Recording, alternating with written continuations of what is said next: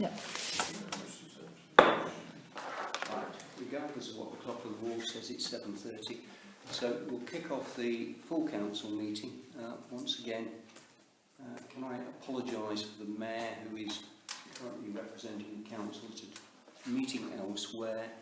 He intends to join us, but he knows not exactly at what point of the agenda that will be. So if we may start with apologies for absence. I've had apologies from Councillor Fuller and Councillor Clark, and Councillor Robinson is going to be late. And do we accept those apologies? Yes. Yes. Right, declarations of interest. Any disclosable pecuniary interests? No declare. Any other interests? Requests for dispensation? Ah, sorry. You, myself and Councillor Oakes and Councillor Robinson needed to declare that we are the museum trustees of the Museum Trust. Quite right. Yes. I'd forgotten that was on the agenda. Right. Request for dispensation. Gifts of hospitality over £50. Inappropriate gifts or hospitality. Right, minutes. Minutes of the meeting that took place on the 19th of November. These have been circulated. Do I have somebody to propose them? Councillor Stagg, Councillor Peel, seconds. All those in favour, please show.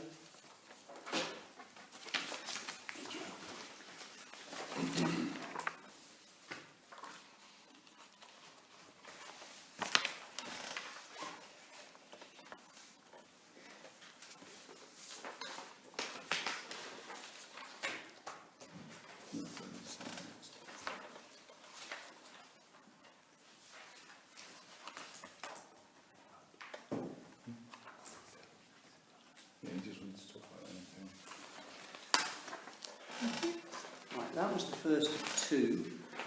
The second meeting was a neighbourhood plan full council meeting that took place on the 3rd of December. Again, somebody want to propose those? Councillor Glenn, seconded by Councillor Stagg. All those in favour?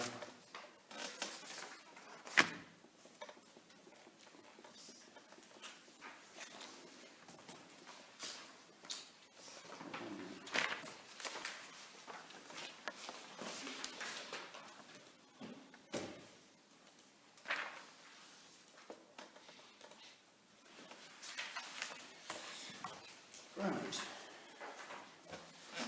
Public participation. Councillor Members of the Robinson. public present. Yes, has he got? Well, a member of the Yeah, public no, present. pretty You disagreed again. Consideration of requests, presumably therefore there are none. Which takes us on to a mayor's report. I haven't received anything in There this. isn't anything in writing, and there isn't a mayor either, so if the mayor wants to give a report, he can do it when he gets here. So we'll defer that. District Councillor's report, I saw an email that said that Yeah, there There was was a a couple of written things one. from Rupert, it but didn't I actually seem to have an attachment, so I haven't actually no, seen it was just within the body. There wasn't anything, just a couple of things on an email, and I can't remember what they are. It wasn't important. Anybody? No, right. Well, we've had Sorry. a sort of a short report from Councillor Reichelt, I would say. Right. Next item is an update on the meeting with Transition and or with regard to the cycle routes. I can't remember who that was. Councillor Hunt. Yeah, me. And Councillor Oakes. Right. Okay, so sorry, Neville, I'll not get you in the loop here. I just realised that we've done a lot of stuff and we didn't invite you. Anyway, Neil Holland, who's the cycleways expert at Northampton County Council, it's not a proper title obviously, but he and a design engineer, Mike Austin, met with me and David Wood from Transition Handle last Thursday, and we walked round in the rain, which had a good chunk of Elmville, looking at the potential routes. Well, you've seen the routes. The routes of Transition Handle are put into their documents, but primarily looking at what we consider to be the highest priority. So the route that is considered to be the highest priority is to extend the shared access facility linking Hillfield Road, crossing Blackwell Road, existing zebra crossing, into Cottesloe Road and terminating at primary school. So what we're looking at there is potentially an upgrade to what is called parallel crossing, which is a crossing which is suitable for both pedestrians and cyclists on Blackthorn Road, near to Grunstock Road, and improving the signage and also installing a drop curb at the Creed Road cycleway.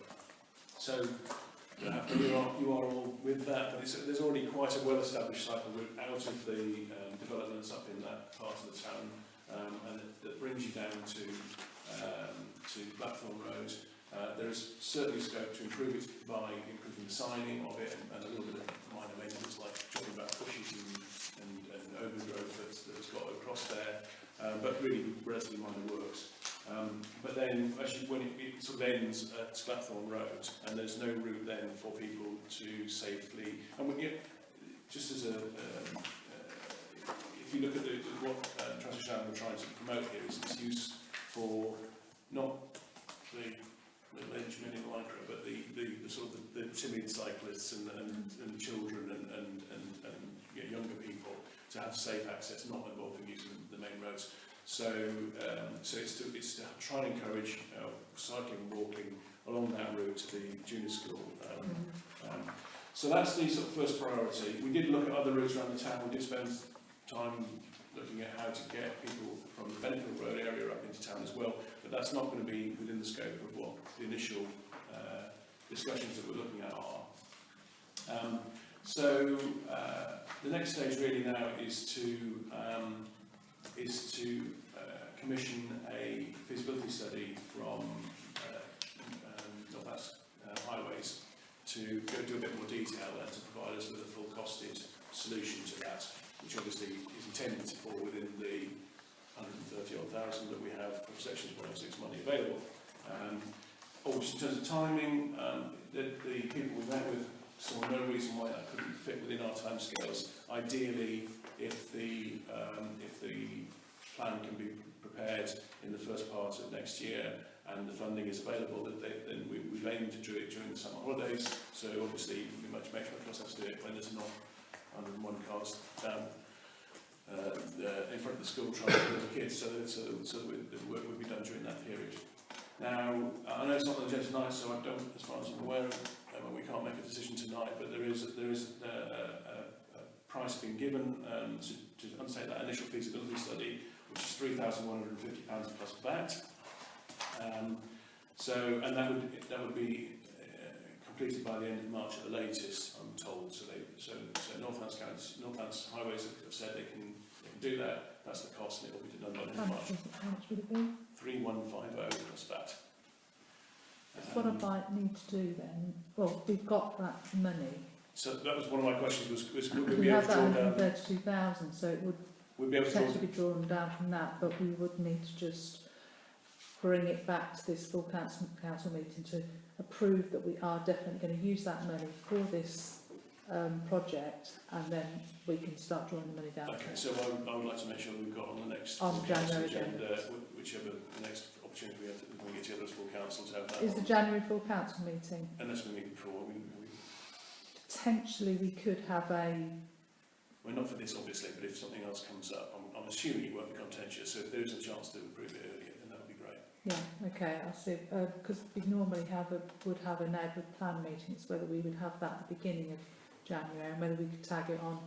I'll leave it up to you, Emma, Yeah. whichever. I don't think the end of January will be, particularly if we let them know that we believe that we will Yeah. date. Mhm. So, Okay. I would be, welcome any comments from If you people. want somebody to agree, I do. I'm assuming this is not going to be contentious and people aren't going to jump up and down and say we don't want to spend this money because it's all part of making sure we make use of the Section 106 money. Yeah. Absolutely. And that's originally what it was sort of earmarked for. Yeah. Anyway. Yeah. Okay. Thank you. Excellent. Any questions? Are there any riders to this S106 money, like they'll give it to us if we pay for the maintenance of the cycle path? We've got the money already. Yeah, but do we have to pay for the maintenance within that? Maintenance of what? The cycle path? Once it's built. Once 2, it's 3, built, 4, well, 5 yeah, years' well, time? Well, That'd once be it's highway. built, if it's our cycle track, That'd be highways, wouldn't it? would highways adopt I it? don't know, but I'm guessing because it's. No, they'd only adopt it if they agree to adopting it. Well, I'll ask They that wouldn't question. automatically adopt I'll it. ask that question, but I mean, Yeah. most of the length of it is already there. Yeah. It's just improving. It's a bit of maintenance, a bit of signage. The new bit is in the existing highways, pavement and verge area. So I would have thought that once But it's built, yeah, there it's still shouldn't be any be reason why it highways. shouldn't. I Well, suppose it's just worth a I'll conversation. ask that question. Yeah. Mm. Yeah. Next, you have to upkeep the zebra crossing, wouldn't you? And that, Yeah. and normally that would be highways, Yeah. but Mhm. then you're asking them some more work because it's bigger and so on. So, yeah. I'll ask. It's a win-win for highways because they're going to get an upgraded Yeah. bit of track paid for by us. Right. Update on bid request from OTC for Fletton Field, and to consider next steps, bearing in mind that the moratorium period ends either just after or Yeah. just before our next full Um, council meeting, just after, I think. Following the meeting with Amber School that you were at, I've had a letter of confirmation confirming that they have £125,000 to put towards the bid, to put towards our 95,000. So I'm assuming that once we get to the 22nd of January, I was hoping Tony would be here, but then we will put our bid forward to the people that are managing the Fletton Field sale. Excuse me, but are we in strictly a price competition now with developers? That well, I don't know. I don't know who's shown an interest in it. I don't know. I mean, I suppose that, the reality is this: it's currently a site which does not have the benefit of planning permission for development as anything, and it's a fairly hefty bid for a green space. But of course, there will be those who feel that they could get planning permission for it, and who might want to enter into some form of conditional arrangements based upon getting planning permission. But it might be a moot point as to whether NCC would have to accept the best offer, unconditional offer on the table, or whether they're going to end up accepting some offer that's potentially subject to planning permission. Shorter answer is we don't know. All we do know is that that is effectively the limit of what is available, because unfortunately the crowdfunding that was originally set up by the Green Space team was abandoned when things didn't proceed as originally scheduled, and they haven't, as I understand it, put anything together again. Even if they had, it wouldn't have made any significant difference to the overall amounts. It would have been tinkering at the edges, I suspect. It was nowhere near enough from the meetings I've been to. It was nowhere near enough from the crowdfund. So that's what I think that's where we're at, as you've said. I mean, exactly. Presumably, if our next full council meeting is before the 22nd of January, we can push on that agenda something whereby we actually commit ourselves Yeah, to it's 24 The days. day before it, aren't we? Yeah, which is enough time to go back to Yeah. to say. Yeah. So it'll be on the full council agenda for the 21st council stag. And refresh my memory, where are we getting the 95 grand from? £70,000 £24,000. S106. Yeah, And 25 will come from where? 24,000 something from the £60,000 contingency. And I know you said we spent it, but we've spent it including that 24,000. Oh, Yeah, because remember when we went through the figures, we included that amount of money within it. because we've got nothing in the proposed budget, have we? Nothing it says, no. But it would be from whatever's left Yeah. out of this, this year, end of year figures. And I beg for question, if you got it, as to whether there would need to be any kind of funding for doing anything with it in next year's budget, which is a little bit further on in the agenda, but anyway, we'll cross that bridge when we get to it. Shall we move on from Fleckenfield, perhaps to something which can be dealt with, I suspect, relatively quickly, which is to approve the correction to names and the addition of 2 names to the War Memorial, and the clerk did circulate a short paper on that. We haven't got any quotes or anything yet, but I'm assuming that we'll get the same people that did the work on the names before and get them to come and correct the names and add the other 2.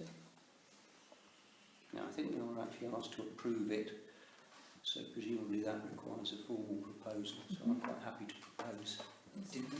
Just before we do that, did we get a grant last time from War Memorials? We got a grant to restore it. Yeah. I don't know whether we'd get a grant just to do maintenance work on it, but we can have a look at it. Whether adding names is slightly different to maintenance. Might be worth just looking at it, I suppose. After all, the worst that can happen is we find that we're not eligible, or we're told no. Right, I was perhaps precipitate in trying to take a vote on that. I think I proposed it. Somebody did second it. Councillor Oakes. All those in favour? Unanimous.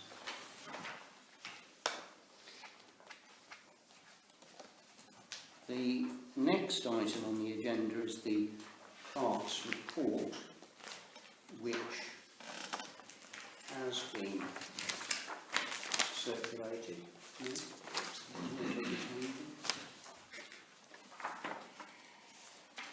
there anything you want to Not really. add to your written report? No, I think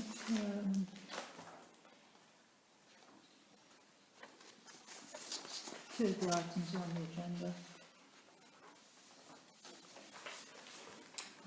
Right. Any questions of the clerk in relation to the report? No. To receive the NCC draft budget for 2020-2021 consultation and to consider a response. I think that's probably more along the lines, first of all, of should we respond at all, and then secondly, perhaps if we were going to, how do we respond to it? Has anybody actually had enough time to really study it? Because I have to confess that considering the wodge of paperwork that accompanied this meeting, I have yet to plan my way through it. Does anybody else? I'm in exactly the same position. I haven't read that. Has anybody all the actually pension managed to part. read it to Got a us? whole thing to do by that point. You work for the pensions, you mean? Well, I'll just say that you've received it. If anybody wants to have a look at it, they can. Well, What's the one last time we date did for look at it. responding to the consultation? Happen to know? Without me trying to find a relevant date. It's a date in... What's the date in January? You want to It's Christmas Eve. Christmas Eve. midnight. Midnight on Christmas Eve. Midnight on Christmas But I'm Eve. sure you'll be thinking about it then. Yeah, it's just possible. My mind must be. I shall wake up. Um, Hopefully see Santa Claus. Yeah. Obviously, there's nothing to stop councillors responding as individuals, but unless we've approved it, I don't think anything could be sent. No, not from the A council. response from this council. So feel free to respond if you wish. Might be interesting if anybody does, if you could sort of copy us into it so we actually saw what's being said. to receive an update from the Christmas market. Just a which verbal update to say that we've had some really positive response from the traders, from the shop, from businesses, from members of the public saying how lovely it was. We've had a couple of issues with the lights, with the timers going, but we seem to have sorted that out. But yeah, we've not had any negative response at all. And I didn't have one person say that the tree was The only thing I noticed leaning. was the Exford bus bit dodging me round the back of the Catholic Yeah, we Church. had a couple of traffic issues.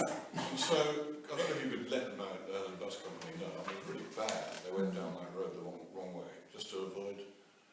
I think it was our school coaches that went down. No, it was an X4. And X4 did it as well. I didn't know Yeah. about the X4. I did Yeah, know there was an X4 double-decker bus that Yeah. people went down there.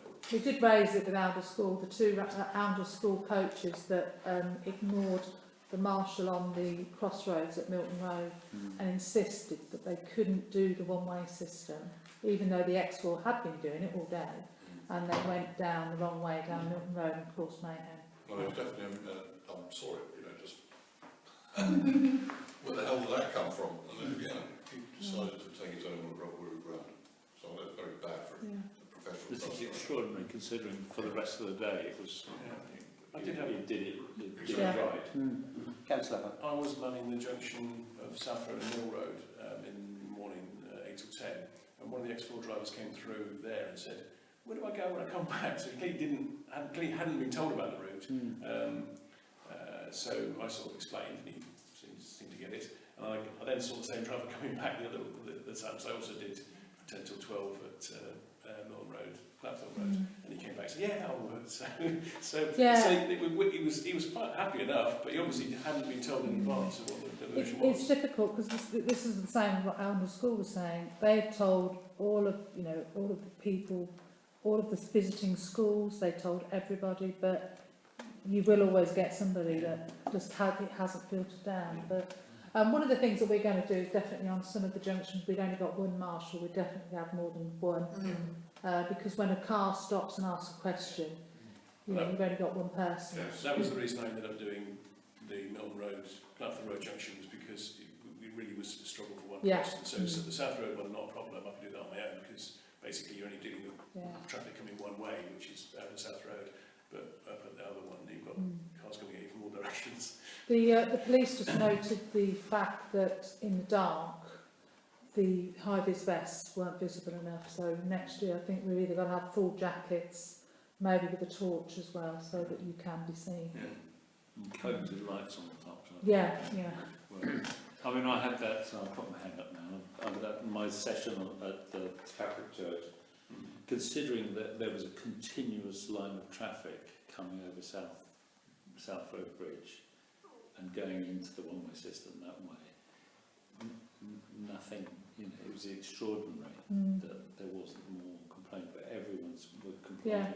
And the people that didn't and made a point of stopping and waving their fist, actually, as soon as you told them that it was Christmas, and it was only one day a year, and get your act together.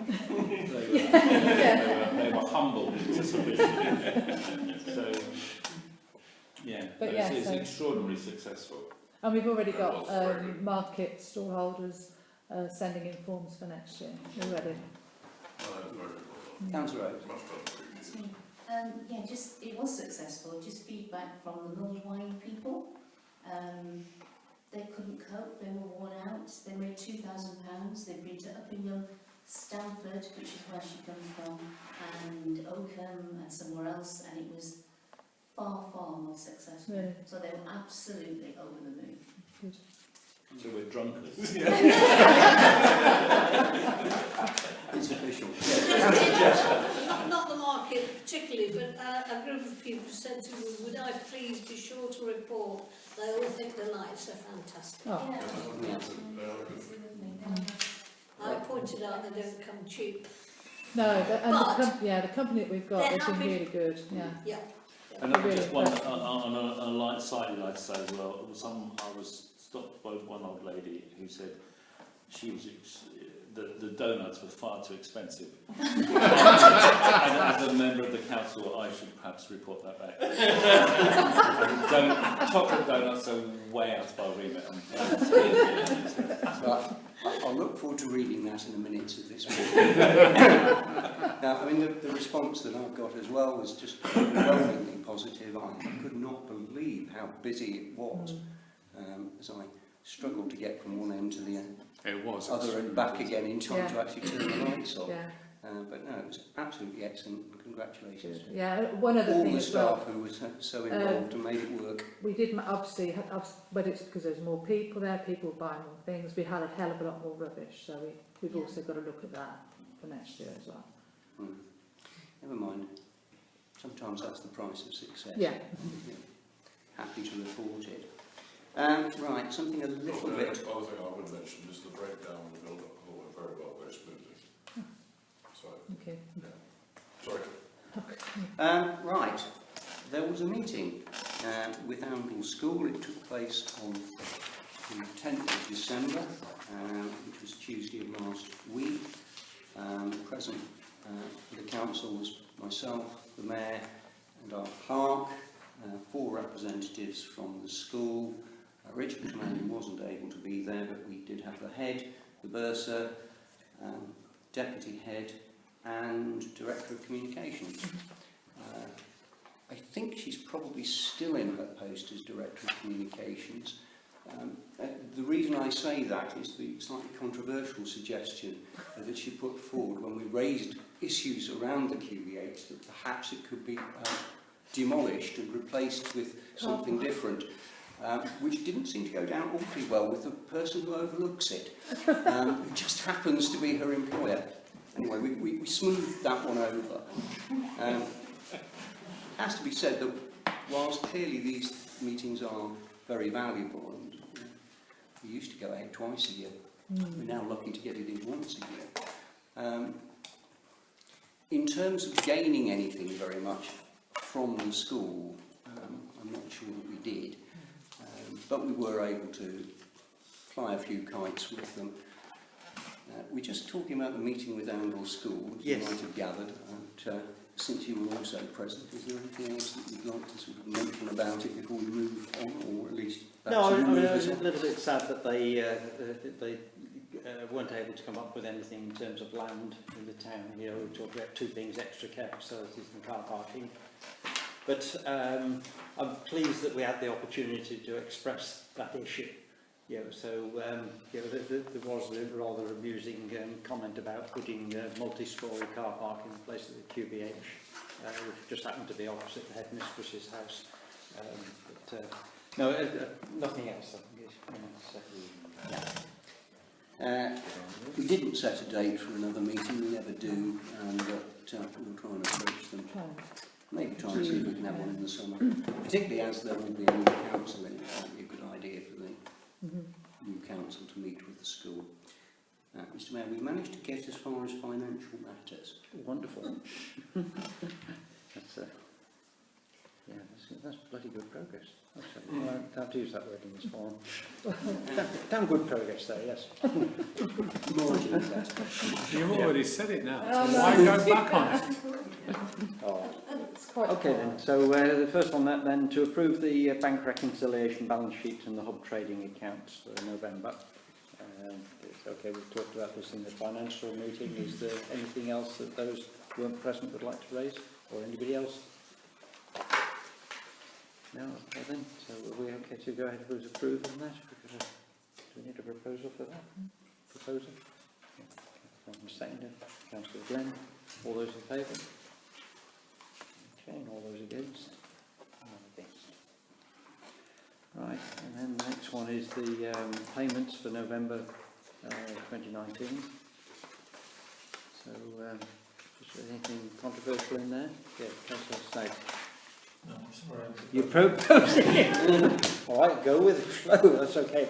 No, and is there anybody else got anything to add or question? Right, so Councillor Stagg has proposed it. I will second it. All those in favour? That's right, anybody against? And then to approve the quotation for £16,000 for the insurance renewal agreement. Yes, this is for 3 years. I did go to Zurich, but I got no response from them. It's a long way. I also went to another broker, Kane & Company. They won't quote against WPS, they have an agreement. And then another company that has recently started doing insurance for councils, BHIB. They did come and meet with me and have a look, but because we've got pending claims, they couldn't really do them. So Yep. we've really got to stay with who we're with. Okay. Just out of interest, what are the pending claims as well? Sorry? Which are the pending claims? The churchyard? Yeah, and then there's also one for here where a lady fell over. Oh, right, I wasn't aware of that one. That was some time ago, but that's still going on. Okay, so it is safer to stay with the one you've got, Yeah. and the liability stays with that company, irrespective of which calendar year you're in. Okay. Right, any other conversation there? No? Okay. So, with a proposal for that? Yeah, with a proposal and a seconder. So Councillor Glenn just picked the post on seconder there. Sorry, who's the seconder? Yeah, Councillor Glenn. I think he was just slightly in front of you. Oh. Right, all those in favour? Can't be any opposition to that because it's all hands. Right. Right. And do you have to leave the room now? What, for my SLCC? Well, it's not just mine, as you'll see, Yeah, for the okay. three officers. So, remind us what a SLCC is? A Society of Local Council Clerks. Oh, right, okay. And it's generally where we get all of our training, other than Northants Cow, Yep. the conferences that I go on, and the forums. That's Very relatively very small amount useful. of money, sounds good. Value, yes, Councillor. You're proposing it, okay. Any other discussion? Not, we'll have a seconder. Yeah, the 2 Oaks and NNS is seconding. All those in favour? Right, wonderful. So, to approve the proposal contribution for LGSS pension. Yeah, this is the contribution rates. The rates. yeah. Right, okay. And actually, it's for a period of 3 years, and up to 2019-2020, the contribution is 28.3%, but actually going forward for the next 3 years it drops to 25.4%, which is quite unusual, but I think because we're part of a pool, they've looked at the overall contributions and what assets, and it seems to have levelled out, so you will be paying less Okay. for the next 3 years. Right. If you're happy with I that. want to discuss that one, but has anybody got anything they want to add about it? No? Okay, we propose then? Yeah. Councillor Stagg and Councillor Peel is second to that, and all those in favour? Right.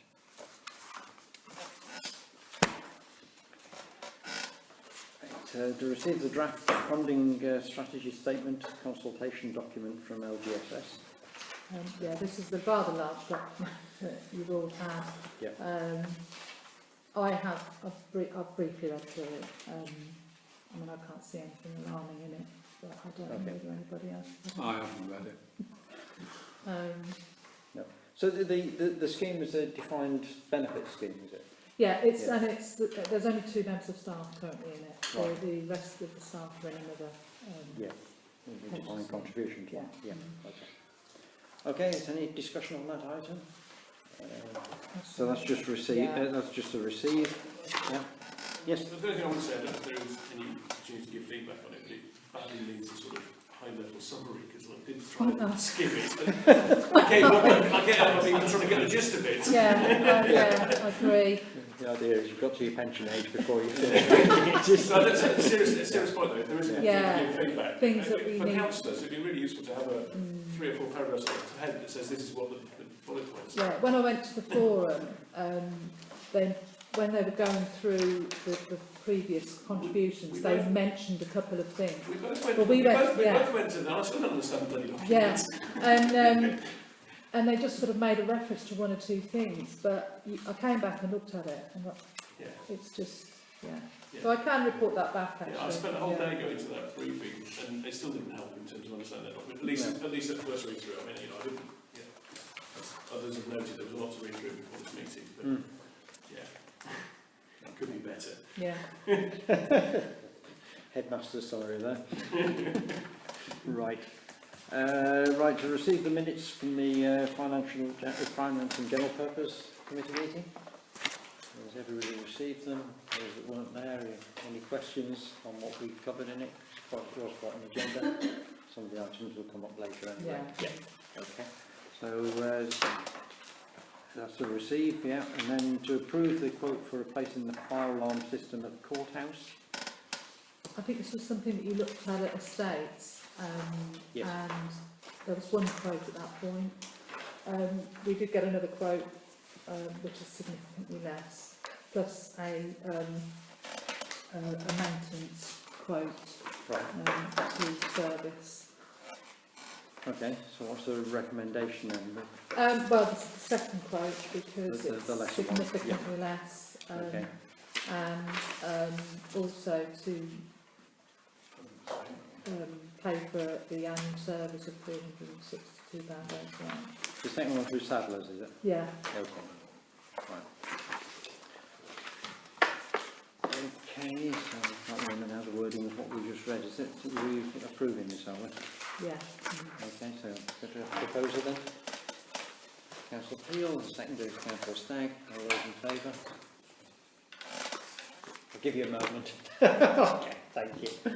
Anybody, there wasn't anybody against Right, that, okay. right? Yeah. I've just lost my page. We'll go back in a minute. Right, to approve a request from QVH for a balancing grant of £20,000.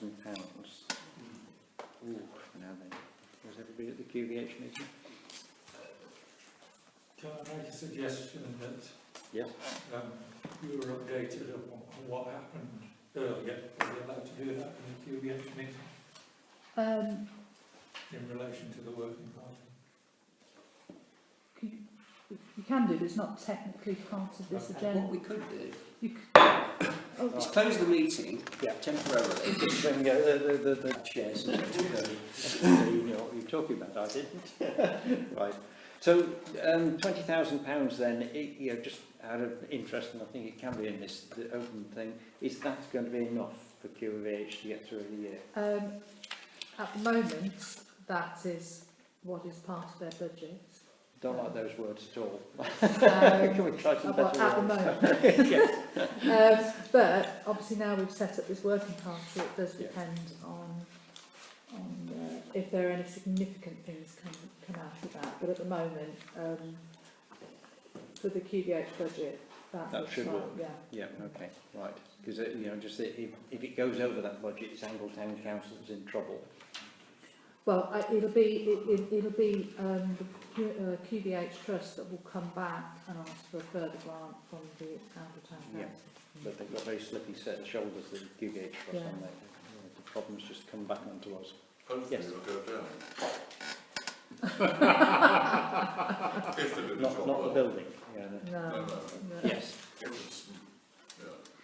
Yeah. Then we can build a water Well, no, certainly if the marketing goes well, you know, we get more things in there. I don't know if it was covered during the Oundle School discussion, but they did prick their ears up for the idea of using it for examination periods. The conversation about how to get on with badminton people at the same time, but yeah. But anyway, the more income will definitely bring that number down. Yes. Okay. So we need to approve that that request. Is the proposer for that? Just get worried then, wasn't it? Right. Yeah, Councillor Chapel and the seconder. Yeah. Councillor Hutton and all those in favour. Okay. So it's all right. It was unanimous. Right, to approve the budget for 2021. Right. I don't know how to start it. Finance. Yeah, so we've been through it on finance in the finance meeting. We've talked about various options and you know, the task and challenge that we have in the year ahead of us. There's been very significant chunks of money taken out of, you know, the first draft of the budget, and in particular the HOB and the money that was put in continuing HOB subsidies. So that's all been taken out. However, without doing anything really significant, you know, and I mean, you know, very drastically significant, we can't bring this budget down much further. And additionally to that, we still haven't managed that 3-month reserve that we're supposed to be keeping in our accounts. You know, we had a long discussion in the finance meeting, you know, from the difference between 3 and 7% increase in the precept, and to be honest, in terms of cash, it isn't a massive different amount of cash that it gives to Oundle Town Council. However, you know, it does help us in terms of getting that reserve back up to where it would be. So that's my introduction. Now it's up to the rest of you guys. Councillor Glenn. Well, I'm sorry I wasn't at that issue, and you know the reasons why. But when I saw another increase above inflation, and I look back over the last 4 years, well, we're looking at 4 years about a 45% increase in precept. Inflation over the last 4 years has been 10%. Well, it makes you wonder how long we can keep going with that. It's, you know, bearing in mind it's people who may not be able to afford it will be expected to pay it. So I don't have a long discussion with. Did my ears get you right? What did you say inflation had been over that period of time? Over the same 4 years, 10%. 10% cumulative. Yes. Yes, sorry, that's right. Yes. I thought I'd been living on a different planet for a minute. Over the last 4 years. Yes, okay. Just to say that the figure of 21.5% is incorrect on the 2019/20 because there was a different figure within the actual, and then replacing it with what the band D rate actually was has created a bit of an anomaly in there, because that year we actually only increased it by a very, very small amount. It was less than 2%. Well, anyway, finish what I was saying. I did have a long talk with Emma, and she was very clear, and put me right on the 21%. Which would frighten me, I have to say. But anyway, I saw the figure there. Somewhere along the line, we've got to stop it going up and keep going up. I understand the figures are very tight, and I understand maybe there's something else we can do about it this year. But we need some sort of forensic, I think, analysis of why it's gone up so much over the last 4 or 5 years. Where's the money gone? Yeah. I agree with you, you know, that, you know, whereas I can't do much about what we've got to do now, you know, in terms of the next 12 months, you know, we've got to take the same sort of approach that we've looked at the other facilities. I think we've got to look back more than last year. I think we've got to look back at historically last 4 or 5 years, since we moved into this building. Yeah, yeah. So, you know, the numbers that frightened me was when I did that comparison of Oundle with the other villages and parishes of East Northants. Yeah. I did hear you bought a place in Blackpool. Yep. David. Conscious of the fact that this is recorded, let me just say for the record that I'd much rather live in Oundle than in any other town anywhere else in East Northants, partially because this council has driven a programme of support for organisations within the town, for our buildings within the town. We try to add to the quality of life in this town, but it doesn't come cheap. But we're not honestly comparing like with like when you look at the other towns in East Northamptonshire. And although, yeah, we'll top that league table all the time, that's with a sort of a Manchester City to the Peterborough United or something in terms of our spending. But you've got to see what we get for it. And I think the other point is this: the percentage increases always sound quite substantial. When you actually see what it means per week, really isn't that much to keep going what we have going for us in this town. Now that's not to say that we shouldn't be careful about what we spend, that we should be critical about about whether we should or shouldn't be doing things and so on. But I'm proud of the record of this council over the last few years. I think we've done a fabulous job, in fact, for the town. And I think by and large, what you only ever tend to hear the criticisms when people are unhappy about things.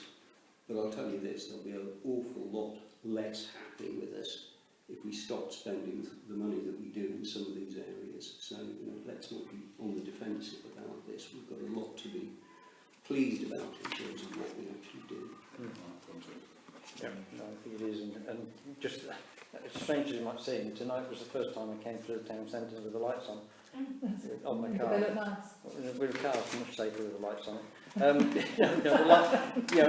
It's just the point that David makes there. We know it was an expensive buy that we had, but it does make a town that we're proud of. Does beg the question, as you sung his praises while you live in Blackthorn. Have you seen what's planned from behind where I used to live? Okay. Anything else? Okay.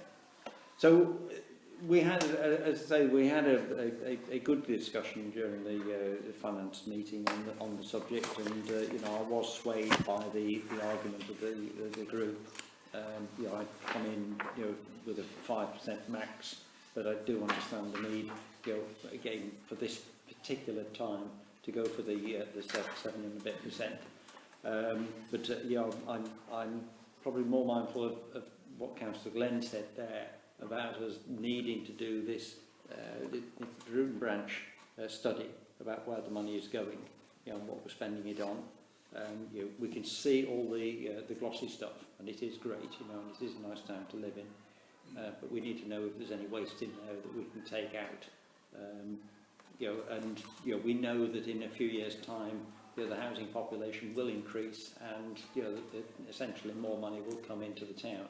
But what we want to be able to do at that point in time is bring the precept down, because we're controlling our budgets.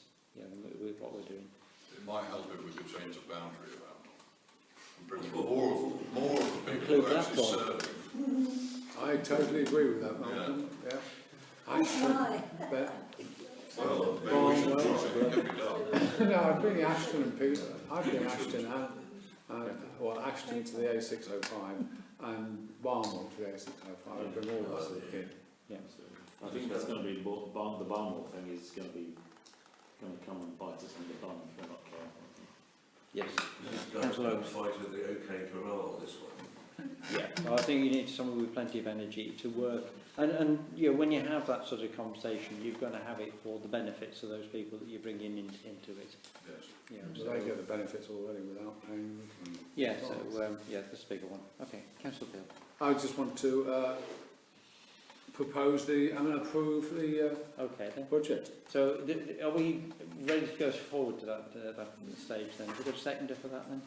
Well, I would like to, sorry, just for, I would like to say, I would like to second it just to make sure that I'm nailed to it. Right. I am now, so there you go. Okay then, so all those in favour? And all those against? Abstention? All right then, thank you. Okay, so, well, thank you for that.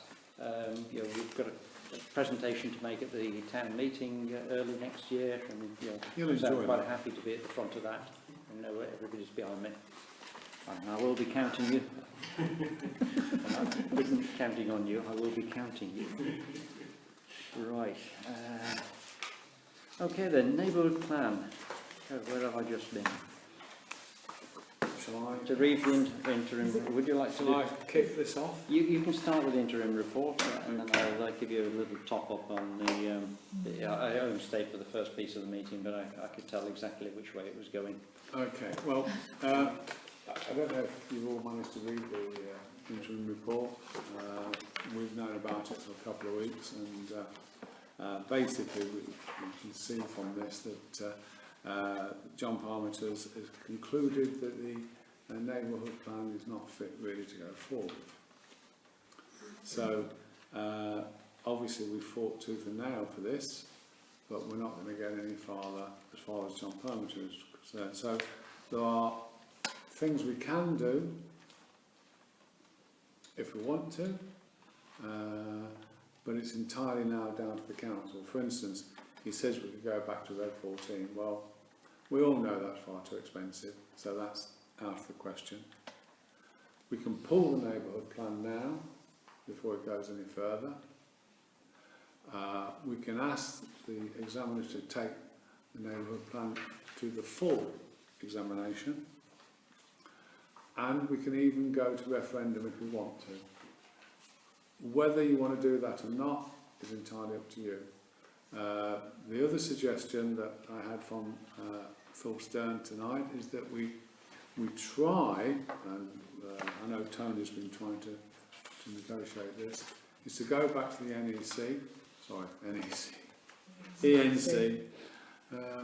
and see if we can persuade them to put most of the neighbourhood plan into the local plan, whether they will consider this, having dealt with these people now for quite a long time, and having discussions with them, and the fact that they've done a lot of things behind our backs to not help us. I honestly can't see this help working. I have been offered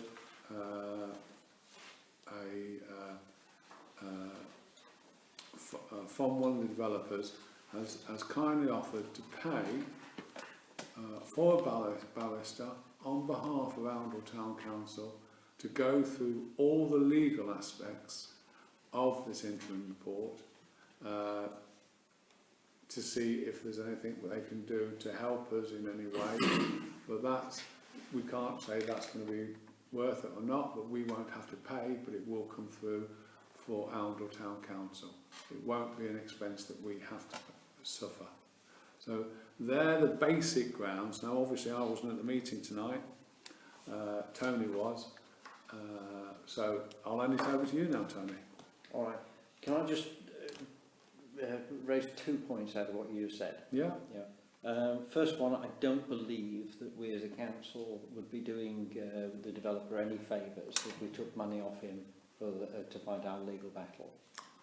That's entirely up to you. Yeah. I think we would get ourselves and him into a conflict of interest. I agree. Look, all I'm saying is I was offered it. I had to put it to the council. Yeah. Okay. And the other one, you said in there we had an option of going to referendum anyway. I don't think we have we? No. Well, we can actually go without the examiner's approval. No, we can't. No, we can't. Are you sure? No. I was told that we could. Right. No. That's the whole point of the examiner. If he says no, then it cannot progress. It's his authorisation that enables the matter to go to referendum. So the reality is that we're stuck between having to restart the process somewhere or abandoning the process. It seems to me that actually the longer we could actually avoid taking a decision on this, the better. And the reason for that is the 2 planning applications that are currently before ENC. If those 2 planning applications are granted permission, of itself it drives the coaching horses straight through what our neighbourhood plan was in any event. And we would be left with a remarkable position that most of the housing allocation to 2031 would have already been committed long before we even get to 2021. Which is a pretty extraordinary scenario. But we will have practically used up all of the development that we are required to put in if those 2 planning applications are granted. Which then begs the question as to whether or not you'd need a neighbourhood plan at all, and whether indeed our best process would be to try to get the best local plan that we can. What I'm not sure is how long we can delay actually telling the examiner which way we want to go. He wants to know tomorrow. What if we were to tell him that we were thinking of a legal challenge? That's what I want to say, unless we say we want to look at it. And therefore we will require more time. Because by the time he's responded to that, it'll be Christmas in the Yeah. end. Well, we can't do anything then until we reconvene as full council, so that puts another month behind us, doesn't it? Well, of course, it depends what else, if anything, we resolve at this point. I've read the opinions that were produced by the developers in favour of their argument against the plan. I've read an opinion from council for one of the developers who was arguing it the other way. I, in effect, wrote my own opinion in it, which was added to what other members of the council have put together as part of an argument. I have to say I am not entirely convinced by the examiner's rationale. And if there was a bottomless pit of money available to us, I would be saying we should take council's opinion with a view to potentially reviewing the decision of the examiner. Unfortunately, we haven't got a bottomless pit of money.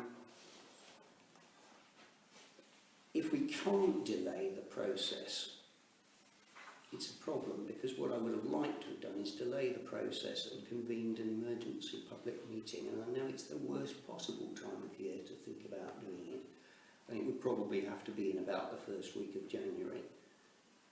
But the town needs to understand what's happened and what its options are, because how can we either determine to abandon the whole exercise, having spent £80,000 worth of the public's money on it, or indeed end up committing them to goodness knows what all else.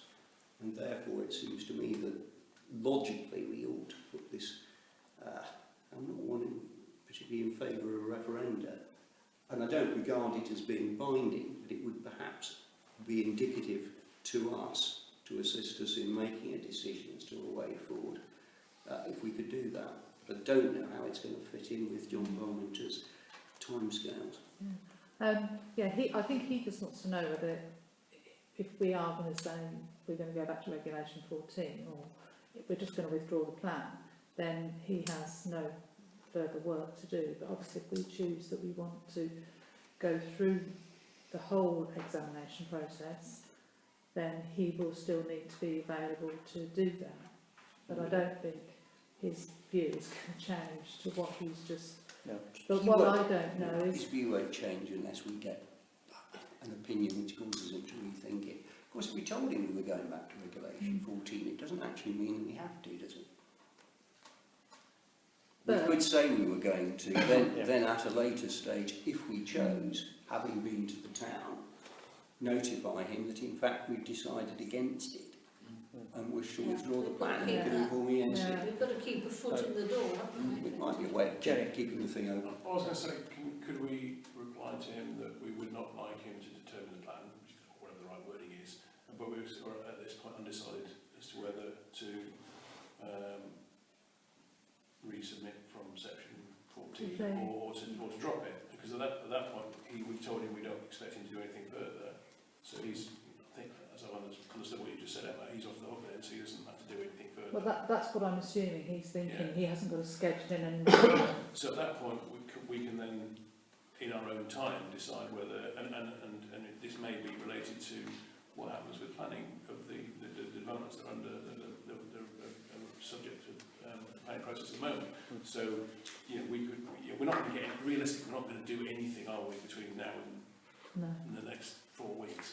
So if we say we're undecided what to do next, but we don't want him to do the plan, he doesn't have to do anything, we don't have to do anything, we can wait and see whether there's any progress on the development applications that are in. I think we've had a conversation previously about it, there might any not just funds, but effort from councillors might be better directed at fighting those applications rather than trying to carry on with the neighbourhood plan. So let's just keep the discussion going for a few minutes. Just, my other thought was, if we were going to look to get any legal advice as to whether we can get second opinions, or whether once you've got one report from an examiner, it almost damns you for anybody else coming along and saying anything different, because it is very much his opinion. Yeah. But he is the ENC Yeah. appointed examiner, and therefore nobody else's I don't, opinion see, I actually don't know, matters. think it's worth us Yeah. trying to change Okay. his mind. Yeah, Terry. My vote will be to have, I think this is going to go to the town now. This is it for me. We've got to make our minds up whether we're going to press ahead or we're not, and that has got to come from the town. Or some advice from the town and their feelings. So I would say that we ought to convene a meeting as early as possible after Christmas, a public meeting, and go to it with some options for people to consider. 2, 3, 4, I mean, I don't know, you guys are far more involved with it. These are our options, but not be looking at the last 5, 10, 15 years and seeing where we can tweak this and tweak that, because it seems to me that the examiner's report was pretty damning. Well, let's bring it as a way of an interlude for a moment, and just in terms of timing, let's see we get this thing wrapped up by 9 o'clock, this particular item, and then the rest of the agenda is fairly straightforward after this. So we set our limit that we've got till 9 o'clock for discussion, so we've got another 25 minutes or so on this one. But just as to say, you know, in the meeting that we just had down there at Northampton, we had several speakers, you know, talking you know, in favour of the neighbourhood plan and against the local plan. Interestingly, Gladman were there, but not to do with the Oundle site. They're there for another site that was being discussed at the same meeting. The indication I had before the meeting was that they were generally opposed to Oundle and what Oundle's wishes were, and you know that there'd been a fair amount of conversation before the meeting apparently that hadn't supported us. The talks, the 3-minute speeches were extremely good. One of them was pulled up by the chair because he was attacking the ENC officers, and he was told that he was not permitted to do that, and you know that you know certainly he was going along a lot of the lines that we've talked about ourselves. In mine, just to Tracy, what I covered, that you know what I'm saying in terms of my reading of this document is, in this document he does not criticise the sites that Oundle Town Council had identified. Yeah. You know, he doesn't come out and say these sites aren't going to work. The only thing he actually says is that there are procedural issues that we haven't complied with, and specifically 2. One, that we were advised incorrectly on going back to Regulation 14 after we made the changes. We were advised to go through, and you know, if I tag into that one, the incorrect advice that we were given before Regulation 14 on the SEA requirements, you know, that we didn't need them. You know. So we were advised incorrectly at that point. And the other one is that our site selection process wasn't as robust as it needed to be. You know. So there are only 2 things that we need to go back in and do. In terms of the essays and repeating the essays, what I'd asked at ENC in my 3 minutes there was that they worked with us with a common essay process. That I pointed out that the essays that they have completed twice now on their local plan are unsound. The first one was unsound for that very stupid thing about putting Prince William School inside Philip Rose's estate, and then declaring it not viable because there was a school playing field on the estate. And the second one, in the second round of it, where they declared that the Glapthorne Road development was not safe because it was detached from the town. So essentially they were saying that green spaces are not permitted in Sound Oundle, that every green space must be built on. Yeah. And then the second point was that Phil Rose's estate again, he'd failed to respond to an email, And because he hadn't responded to the email, they discounted all of the planning application work that he'd done and put in on them. So for these reasons, the local plan is going to fail at examination. You know, that the two developers there will go ahead with them. So I made that point to them. I also made the point to them that in the written confirmation we've had back from them now, the officers have declared that they are working to a different policy than Oundle Town Council. That was given as a reason why they wouldn't work with us on a common SA. We also had the statement that Gladman made at the beginning of the planning meeting just over a month ago, where they praised the positive support they'd had from ENC officers for their pre-planning application. So I'm saying that, you know, we can't, you know, we have difficulty working in this environment. So that was the bit that went through. The error that you're maybe all aware of in the recording of the minutes of the meeting of the 29th, they decided that they would accept that their minute taker is allowed to edit minutes and resolutions after they've been passed in the council, and that's quite normal within ENC. So they voted in favour of accepting that. Jake put up a very good argument that, you know, it just can't be the case.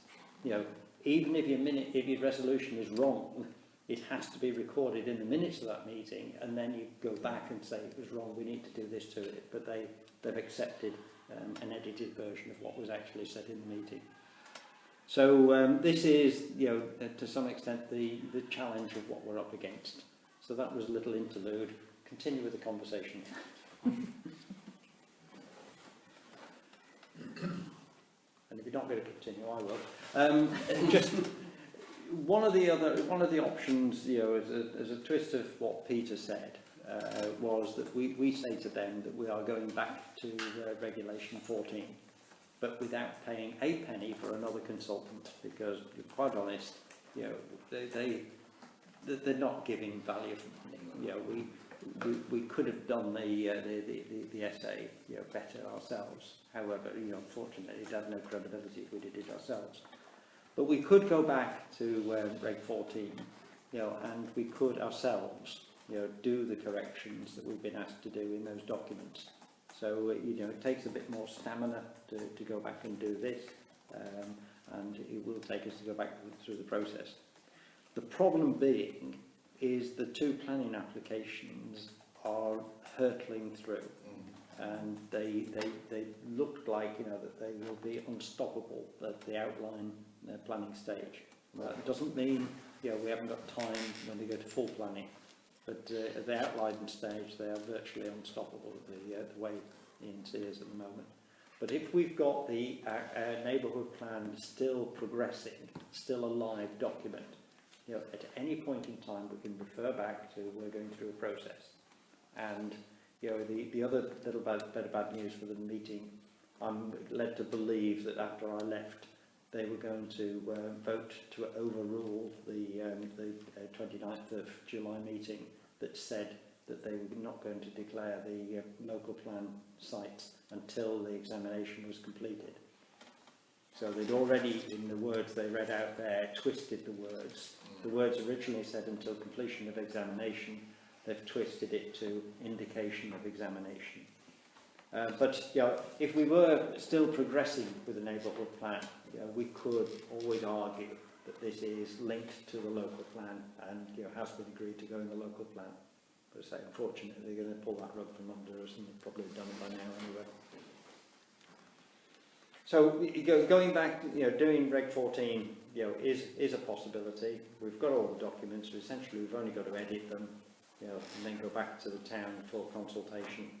Consultation from the town will be the same as it has at Regulation 16. Thank you. I don't understand the comment about they just need editing. I mean, I think Sorry, say again. I don't understand your statement about the documents just need editing. I mean, I've only had a brief chance to read through what the examiner said, but yeah. He says that the methodology for site assessment is flawed and that inadequate consultation has taken place. So it's not just a case of editing documents, is it? We've actually got to improve on our methodology for site assessment, and we've got to do a better job of consultation. So it's It's not just a paper exercise, is it?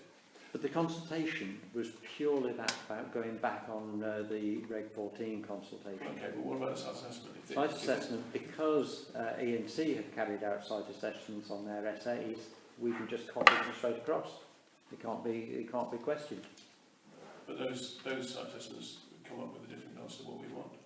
They don't when you actually do the scoring of them correctly. So this is why I made this point about Philip Rose. You see, that on Philip Rose, Well, when we rescored them, we get a different answer there. yeah, but let's say the Philip Rose one is very simple. They put him down as a -5 because he didn't answer an email. You know, he flips over to a +5. You know, as soon as they recognise that he did give them the planning thing. Now, unfortunately, on the way their system works, that -5 scores twice. So it's actually, he's moving from -10 to +10. So he's going up 20 points. You know, well, you know on the scoring, 20 points puts him in the lead. You know, so we don't have to do a lot on reassessing them. The basic DLP essays and our essays are almost identical. There's very few wording difference. They literally almost just copied ours. But tweaked them over before they did ours. Though, and you're right to say that the reason for the roses was black because they did just ignore the fact that they actually already put a pre-app in and gone to the council. But he didn't answer the email because he didn't know who the hell it was. And that was his reason. He did actually answer it, but he eventually, yeah, but he answered it, but he's got the email address wrong. Because I was copied in, and I had a conversation with Richard, and it was while I was talking to Richard. I said, I can see the email that he sent to you, planning out whatever, and he'd spelt Northamptonshire wrong. So I then forwarded that to Richard. So he had technically sent it within the timescale. It's just a mistake in the email. Well, I still think that much of what the examiner says is flawed. In fact, I simply don't accept what he says either about the methodology that was employed for site selection. The methodology that was used was the same as has been used on other neighbourhood plans, because it was suggested to us by somebody who had already been working on various neighbourhood plans. It started off on the known planning technique. Quite a bit of it had input from E&C themselves in the early days. Mike Burton actually sat around my dining room table with me and was working on it with us. An enormous amount of work went into all of that. The reality is that because we rated certain sites above the sites that E&C preferred, the examiner has been swayed by thinking that E&C's assessment must frankly be better than ours, and therefore to the extent that they differ, he finds ours flawed. In fact, it's not the world's most objective thing in the first place, but in terms of the criteria against which it was judged and so on, there is nothing wrong with the way that site selection is done. And I suspect a different examiner on a different day, particularly one not confronted with two lots of developers trying frantically to get the thing thrown out, I don't think that it would have struggled at all. So it does form the basis for taking it forward without, I believe, a huge amount of additional work. Okay, Terry, you want to do something? So what can we do about that to challenge it? Can we? Can't really challenge it, what we've got to do is go back to 14 Exactly. and just... Here we go, VAR, somebody's arm gets over the line. I mean, he's the one who counts, as I understand. Yeah, but if whatever we might think, he's the final arbiter. So my question is, can we challenge that realistically? The only way of challenging it would be through a judicial review. We'd need Council's opinion to see if there was indeed a basis for it, but even if there was, you're then embarking on a massive piece of civil litigation with huge cost implications, and unless we were being backed by something like NCALC with their resources, we haven't got a hope against that. Therefore, realistically the only option is to go back to Reg 14. There is little point in going back to Reg 14 around the housing thing until we know where we are with these two planning applications. Of course, the neighbourhood plan isn't just about the housing. I know that's what drove us to do it in the first place. But we may yet feel that there is a benefit to a neighbourhood plan that preserves green space within the town. Yeah. So potentially a playing field, we've got to get it. Yeah, okay, for you. What did they say was wrong with our Regulation 14 consultation then? What they said is that when we changed the plan after Regulation 14, we should have gone back. But the other point they made was that they believe that we should have had an SEA before Regulation 14. Yeah. So we had that earlier advice, you know, when it did the scoring, the mapping, whatever it's called. We had that earlier advice that said we weren't in the category we needed one. Yeah, and then I think we had at the 11th hour, we had the ENC officers coming in telling us that we did need it. You know, we had that interim period where they had talked about supporting us and doing a common SA between the local plan and the neighbourhood plan. You know, so it's saying, you know, the biggest thing is that, you know, they say we should have had the SEA at that point. See, what you've got to realise as well is, which is really, really upsetting on what the examiner said about all this, is that he's actually used the DLP report with ENC to question our SAs. But our SAs were actually done before the DLP, and the DLP SAs and reports from the ENC should not have ever been taken into consideration. But in this report here, and we go back to this 2 or 3 times because we both basically came to the same conclusions, is that the examiner was swayed by SAs that weren't done before hours. Sorry, were done after hours, and he should not have actually been reading those. But he did. What he certainly shouldn't have done is say that ours should have been taken theirs into account because they simply couldn't. No, I because also have to question the examiner's decision. Sorry, Emma's just sort of... No, I've just got a couple of questions. If we went back to Regulation 14 and the planning applications that are currently going forward went ahead, then obviously it seems as if there's no point in us going back. Yeah. What if we then went back to Regulation 14? I think he did mention about whether we took the housing, what we've allocated, completely out of our neighbourhood plan. I don't know what impact that would have. The other thing is just, if those 2 applications, let's say they get refused, so we've got a bit more time, if we're in Regulation 14, they are going to come back on us with all sorts of challenges, and their consultation and what they will send in on our Regulation 14 would then have an impact on our process going forward again, wouldn't it? Yes, it would. Yeah. If those 2 planning applications were to be granted, heaven help us, it would mean that there was only a small amount of housing that would arguably need to be included in the neighbourhood plan. And one site, which is left, is common to both the neighbourhood plan and the local plan, and would actually take up all the slack that was required. So that we could produce a neighbourhood plan, potentially, if those 2 sites got permission, based on the fact that only a small number of houses would be needed, and that there is a suitable site being the Stoke Doyle Road site. We could therefore have a housing allocation in it, but one that is unlikely to prove controversial because it's supported by ENC. And we could still push forward with the other aspects of it, which I've just stressed about green space and so on. But just going back to one point that the examiner makes, and the Mayor's quite right, you know, this was his viewpoint, that having gone through a consultation process and amended our plans in the light of the consultation process, we were required to go back, because we had amended them, and have a consultation process. That's what he's saying. It's utterly illogical. It's rubbish. It is rubbish, I think, but it's what the examiner said. As I understood it, he said that changes were so fundamental we should go back.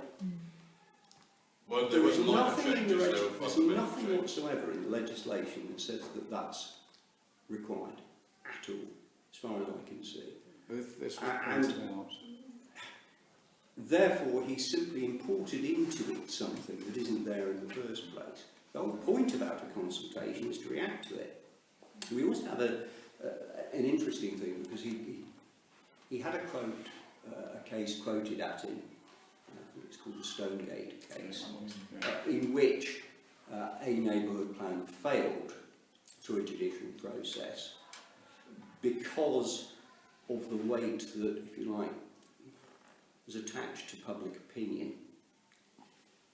But that's not, as I've understood it, on the same sort of all fours with our case, because in fact, what we did was not to have our decision made by public opinion, but having had public opinion, went back, looked at our plan again, came to the conclusion that there were reasons for, in fact, doing what the public were encouraging us to do. There were also other issues, because we've also got EMC, for example, telling us you can't part develop a site.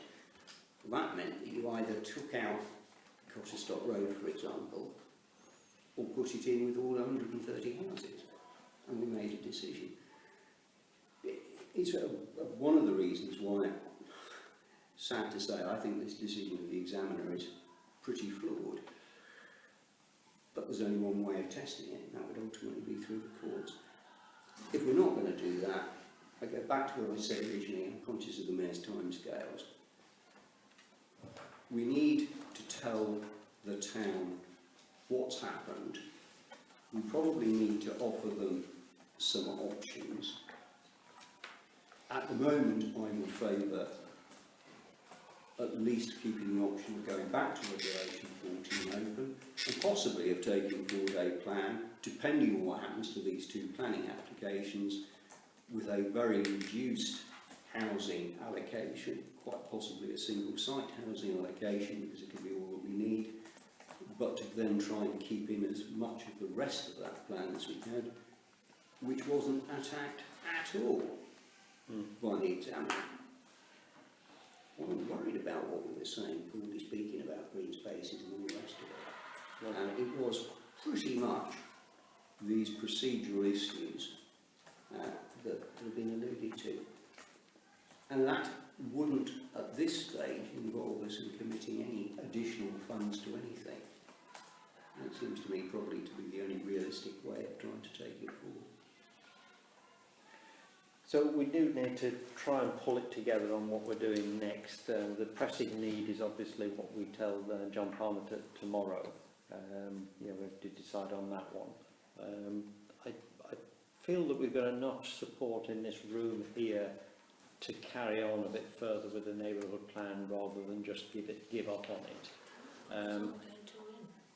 Well, there is, to my mind, a much stronger argument we can have with any of the planning applications going through if we can quite legitimately say that the neighbourhood plan is going through its process as agreed. And if it takes us 6 to 8 months to go back to Reg 14 and get us back in this situation, that will certainly be before those two sites go in for their full planning applications. It will certainly get us very close to the local plan timescale, and we do know that the developers in the Oundle neighbourhood plan will fight the local plan at examination. So if we're there alongside them, and if you think about it, their examination will end up about the same time as we're going back into Reg 16. So if we do all this without incurring any more costs, now we do it on our own, at least we could say the neighbourhood plan as a document is still alive. Now, the biggest challenge is how much energy we've got, to actually carry on and do this. And it is a challenge. I'm feeling pretty bad at the moment, energy-wise. So looking forward to Christmas. But come January, we'll be up there and fighting again. But I just feel that whilst the neighbourhood plan is alive, we can actually use it in any of the discussions on the planning applications. If we give up on the neighbourhood plan at this point, then there isn't anything we can do other than straightforward fight the planning apps. Now this doesn't say that we don't do exactly what I think Jerry was saying there, is fight the planning applications, and in terms of energy levels, it's where most of the energy has to go into. But I'm just hoping that one of them trips up somewhere along the lines, and within this 8-month period, we're ready to go back in again. In terms of town meetings, then, it actually says we go to a town meeting, with a proposal. It says our proposal is we want to go back and do this again. Do you support this, or do you want us to give up? Therefore, it's, because I know if we go in there with 3 or 4 different ideas, we'll end up with 30% for each one of them. I'd rather go with, put all our eggs in one basket, if you like. But as far as tomorrow's to John Parmenter goes, I think the best thing is that we're saying that we need more time, and can he give us the Christmas period until our next full council meeting? Terry. I think we're telling the truth. We need to go back to the town. He can't complain about that because he said we didn't go to the town. Absolutely. In his report, so he can't complain about us going to the town now. Yeah. But I understand what his pressing need to do is. Does he need to carry on and take this through to full examination, or are we going back to what I think we must do is, if we say to him that we want more time, there has to be a paragraph that says, if you are unable to give us more time, and please take note that at this stage it is our intention to return to Regulation 14, simply because it keeps that option open to us. Otherwise, we don't want to deny ourselves that option. Now, just in that bit of a discussion there, is if he goes to full examination, does that preclude us from going back to Reg 14? I don't know. Well, I get the impression. I think it might, because I think that if it goes to full examination and it is then rejected, I think we would literally have to start from scratch. You have to designate a new neighbourhood plan area and go from there. Yeah. Yeah. Surely he can't take it to full examination. It's for us to take it to him and say we want to carry on with this. Yes, we would have to say, you can't do it unilaterally. And you can do what you want to do. If we say no, we're going to force you, if you like, to go to the sort of last resort and actually make this formal decision. We could ask him to do it, but we know what he will say. But I think that will kill us, the neighbourhood plan completely, and we would literally have to start from the beginning. If we go back to Regulation 14, we are still working to the same parameters as before, we're still working within the same geographical area, etc. as before.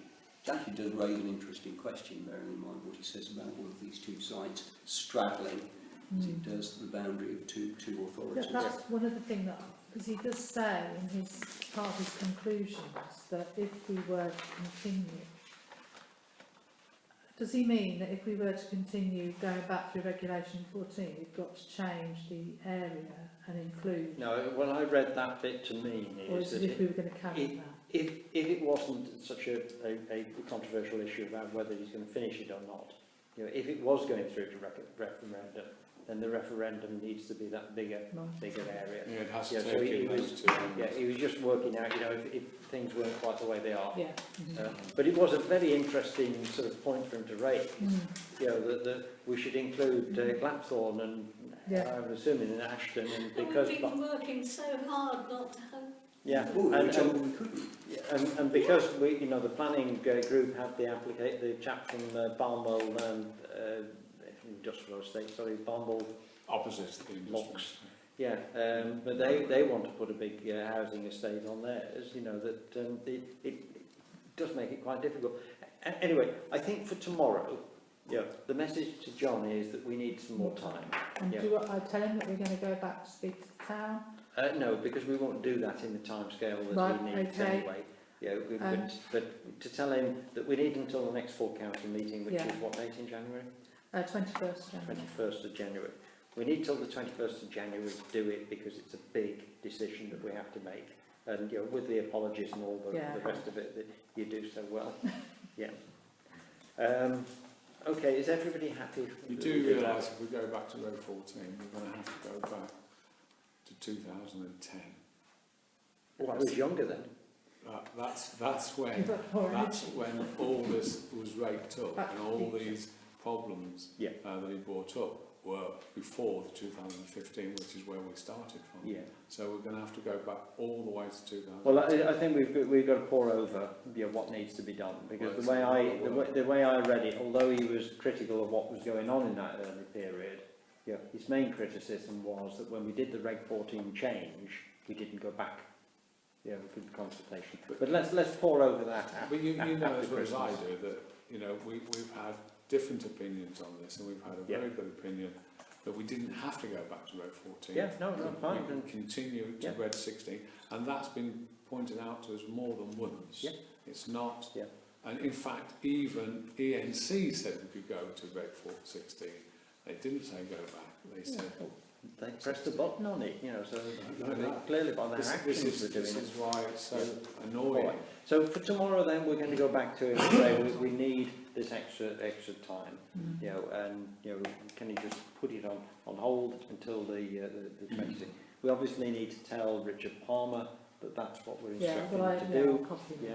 Yeah, and then we have a lot of spade work to do between now and that next council meeting. But quite honestly, I quite appreciate it just going to bed until the 2nd of January. Yeah. Yeah. Okay, I'll come round your place and have a coffee. You keep showing me that sudden coffee machine of yours. Well, It never makes any coffee. Yeah. Right, are we okay to continue at that point? I don't think we need a resolution or anything. I'll put it, Right. it was Right. last minute. Sorry, we agreed that we're having a town meeting or not? I think we'll at the next council meeting we'll work out what we want to do. I think what I'm frightened of is having a town council meeting where we've got a woolly presentation for them. I think, you know, when you've got a lot of people in a room, you have to be very, very clear and simple with them. You know, unless you're on an exploratory thing, and we haven't got time to be on an exploratory one. So, David. I mean, that box back then. I just do worry slightly, however, that if we only organise this meeting on or post the 21st of January, by the time it actually comes about, the town's going to have... It will know what's happened tonight from the recording. Yes. There'll be an awful lot of talk going on around it. And it might look as if we are slightly directionless if we haven't actually resolved that in principle we ought to be having a meeting. Even if we can't set a date tonight, At least publish a date. I think that we should be absolutely crystal clear of our intention to hold a meeting next month. Even if it's right at the end of it. I think I wouldn't set a date. No, I can put in these minutes that the intention is that we will report back to the town Yeah. when we can. So just on I'd the, like that to be that we would report back to the town before the end of January, if at all possible, because I don't think we should be doing it any later than that. See, the problem I've got is you're back on this issue of quality of what we go back to them with.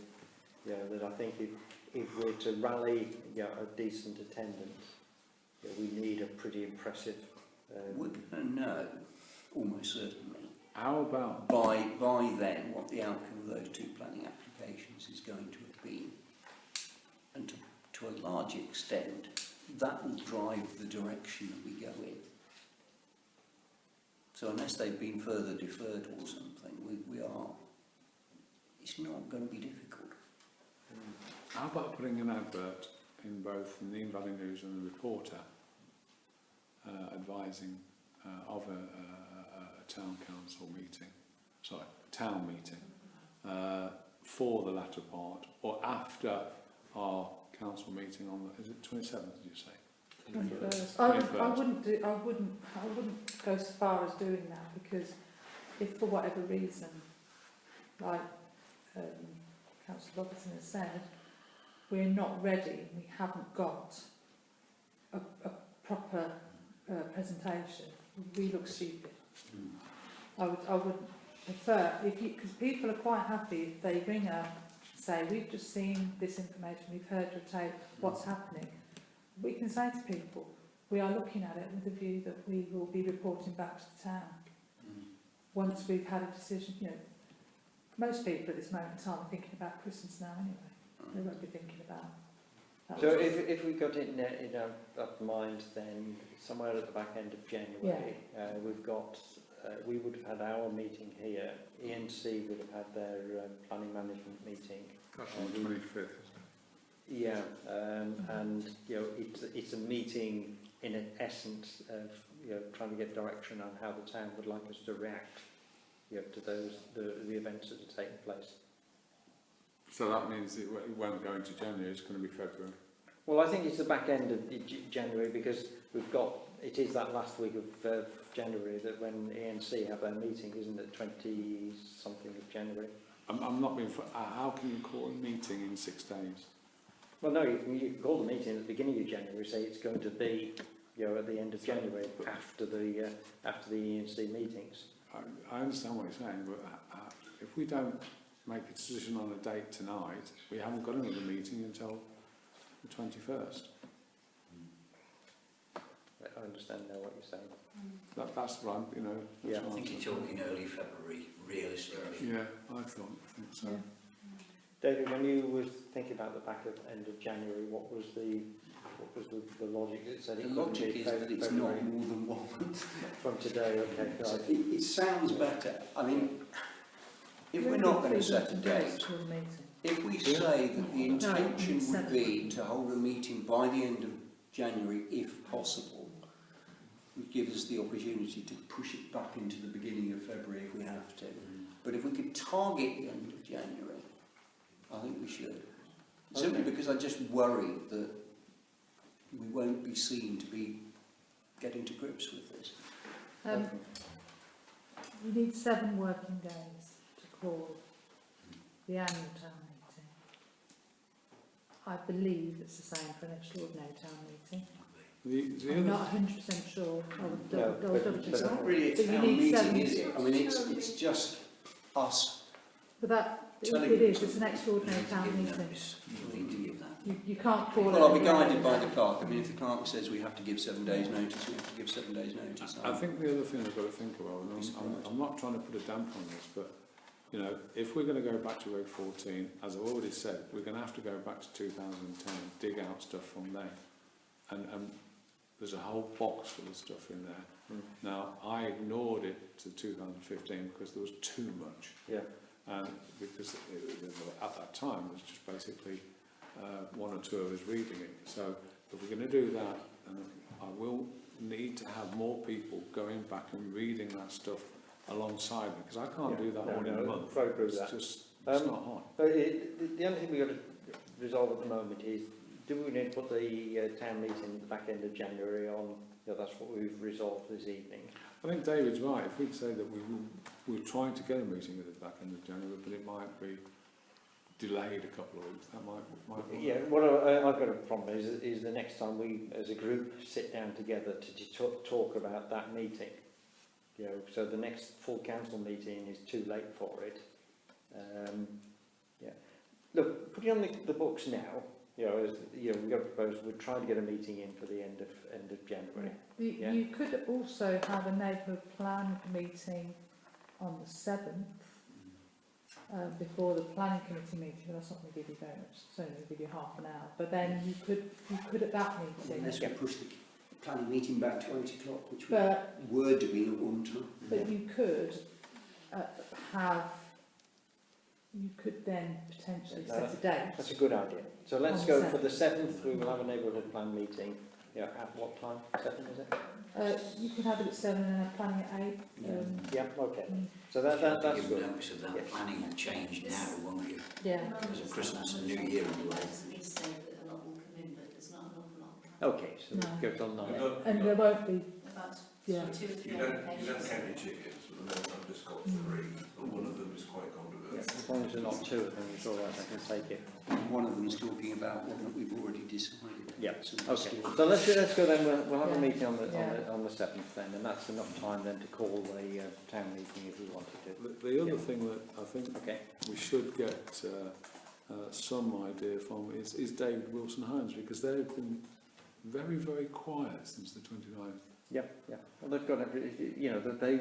See, they're they're gonna going to win win either way. Exactly, they win each I way. think it might be Right. worth sort of just contacting them again and see what the situation is. Okay, cheeky thieves, you've had another 10 minutes there, so... Right, they will plan to receive the response to the complaints. Okay, so we've had the response to the complaints.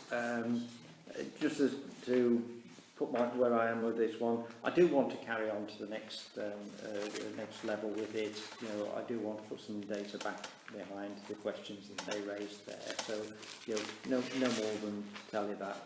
They'll carry on. I have to say, I think what they've written is a load of bunker. I mean, it really is rubbish, because they've not really answered any of the points we actually put towards them. No, they haven't. Okay, then planning matters to receive...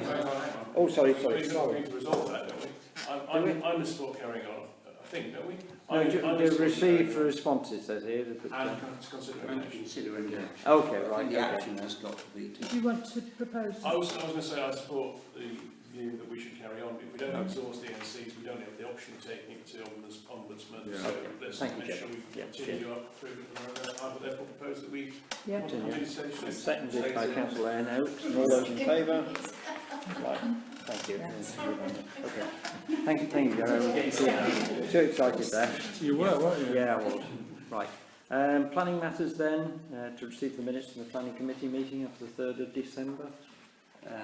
I've been tabled. I don't know if there's anything in there particularly that anybody might want to mention.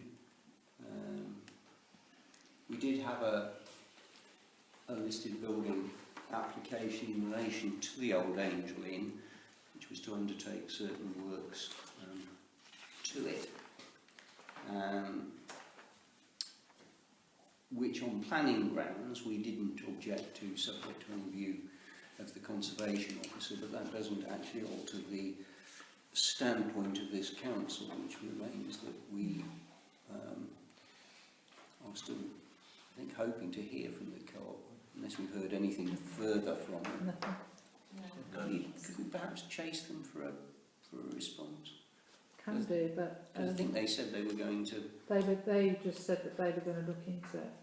Well, I think they've had long enough to look into it, so I think we should chase them up. Which society is it? Is it Leicestershire or not? This is, I think it's East Midlands, isn't it? Midlands. East Midlands, yeah. Okay.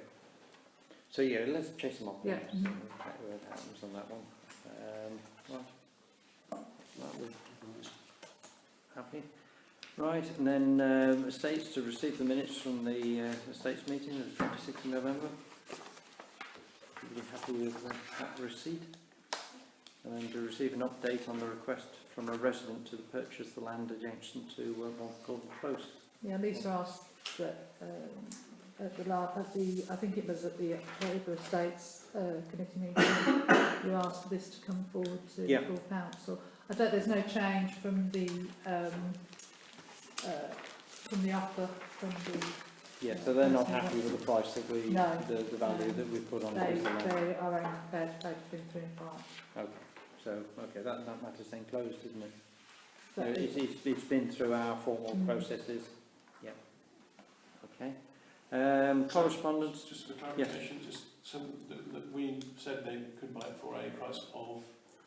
At the estate, all I've got here is at the Estates Committee. I think, did you go back to him with a price, and he came back and said that he was only prepared to pay 3 and 5, Well, between we had 3 it and valued, 5, didn't we? And we went back with the valuation Yeah. that was put on the piece of land. which Okay. was more Yep. than that. And you don't remember what it was, so just I curious. can't, it's I in here can't- somewhere. But Yeah, I haven't got that. He just said he didn't want to pay that much. didn't he? Yeah. End of. I'm sorry, no, I wasn't arguing with that, I was just curious to know what the numbers were. So Yep, all right. Okay. we were, how far apart we were, there was a lot of It trouble. was a lot. It was a lot of trouble. Right, and then correspondence for information, the employment law. That's all I've had. And then other relevant matters, just down to me and getting things on the agenda. I did promise the museum group that I would raise the issue of their new constitution here. Only, okay, right, is these circulated? Yeah. Okay. Okay, off in the other direction of it. You want 2 Oh, pages, they're that difficult, right? Yeah. We'll have a word about the double-sided bottom on the... Don't. Yes. Just for what it is then, I didn't press my button at the right time to get this on the agenda. But what I wanted to do, just to table it, was what the museum are doing in terms of the council obligation. And the only bit that I can find in the document, there are two versions of it. Yeah, essentially, the issue is about 4 councillors. Sorry, I can't hear. Some people speaking in your speaking. Can you say it again, please, so I can hear what you say? Can you get your whip out? Certainly not. Yeah. So yeah, essentially, it's this issue about 4 councillors on the museum trust, and they looking for more consistency with membership. So people staying for a full term of office. Not constant changes, as we do with a little bit of role of the mayor, has to be one of the people. There are 2 versions in there. They've both got essentially the same bit in them, but it's that little bit about whether it should be the mayor or the deputy mayor.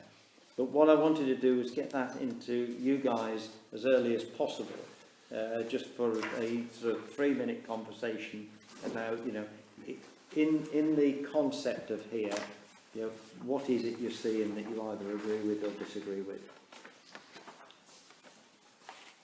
Did you see my email? I sent you about the 4-year term. Yes, it might be 5. Well, we've had 5 now, and we're having another 5. Yep. So, although it's normally a 4-year term, Yep. I didn't know if perhaps you wanted to talk about the term and then say usually 4 years, unless, Yep. for whatever reason. Yeah, so it could be for the term of the councillors. So, I mean, it just struck me that being mayor's potentially quite an onerous job. potentially. Well, it's one of these days it might actually be easier than it's been over the last few years. No, I'm joking apart. I don't see any obvious need for the mayor in year 1 to end up having to be a trustee of the museum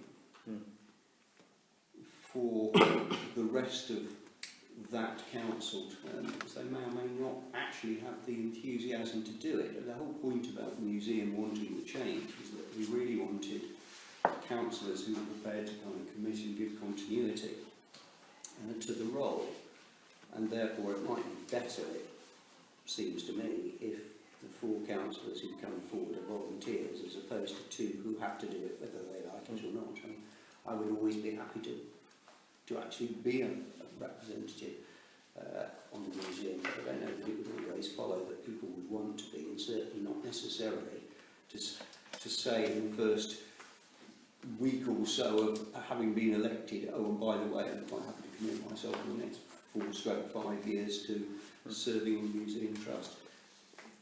This way, at least, it enables 4 out of the 14 of us to actually volunteer. Yes, okay. Jerry? Well, I'd just like to agree with Louise. I mean, I think that suggests then that version 1 is the better one. We nominate, or we agree for putting volunteers for 4 years, and that seems very sensible to me. Terry? Why must there be 4 councillors? I think that's a good question. Yeah. So, Well, the only reason it says 4 is because historically that was always the case. There used to be 8 in total. It was 4 from this council. It was a representative of 4 different bodies originally, but 2 of those, well, one ceased to exist and the other one didn't want to continue with it. So it is historical, and the idea was as well to have parity between the number of council representatives and the number of other representatives. It doesn't have to be. I mean, it could say 3 and 3 for the sake of argument. Somehow, might get a bit more complicated if you wanted to go less than 3, however, because of the 3 who feed into it. right. So just Terry. I think the important thing is that we are adequately represented, since there's quite a big financial commitment from the council to support the museum. So Absolutely. I think having 50% of the trustees represented by the council is sensible, given that Right. I just want to raise that issue in a moment, but Yeah, I was just going to say, yeah, I agree. It's a matter of parity. You could change the numbers, but on the other hand, there's a good working number is what we've got, I think, really. Yeah, so one of the things I scan these documents for is any other liability on Arundel Town Council. And what I can't find in the document is any point where Arundel Town Council are obliged to give the Museum Trust premises.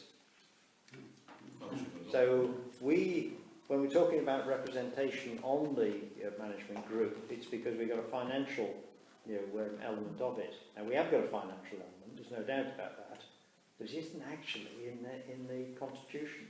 No, I think that's right. That's fair enough. So I think if the council decided it wasn't willing to support the museum presented as property, then they quite rightly could say that the Constitution could quite rightly reflect that the Arundel Council doesn't have such a big say. But whilst we continue to do so, I think it's important that we do. Yeah, okay. Right, Can I basically think Jerry and David's right, 4 and 4 quite right. However, what I would say is that we really should wait now until the elections in April to see who the new councillors are, if there are any new councillors, for those to be volunteers then, rather than try and make any decisions on who's going to... Yeah, so we're talking about their constitution and what's written in it. And I think We've the got to get first this one document approved by the charities Oh yeah, no, I registrar appreciate that. between now and May, when the elections take place. Yeah. But these 4-year terms will run from then. But that's what I'm saying. Who comes as councillors? So I think the principal one then is David raised is that one, do you make it obligatory that a mayor and a deputy mayor, and I feel myself that we shouldn't. It's 4 councillors. I agree. And do on that. And then you get into a little issue about if we can't find 4 councillors that want to do it, what do we do next? So it's a thing. Then the mayor can go on it. Yeah. Now we're not into one that we can vote on at the moment, but just on the general mood of this, that they're happy to say that we're not going to oblige the mayor and the deputy mayor to take roles. It can be just 4 councillors. And that, for those of us that are members of the Museum Trust, we can take that back to them. This is how we'd like it worded. As I couldn't see anything else on the document that was obliging town council to do anything, and therefore there isn't much else that we need to worry about. Which version of the document? All right. Can I just say, version 1 is taken from the model rules. All right. So that format is what the CIO form Okay, so that makes it quite easy to recommended to be.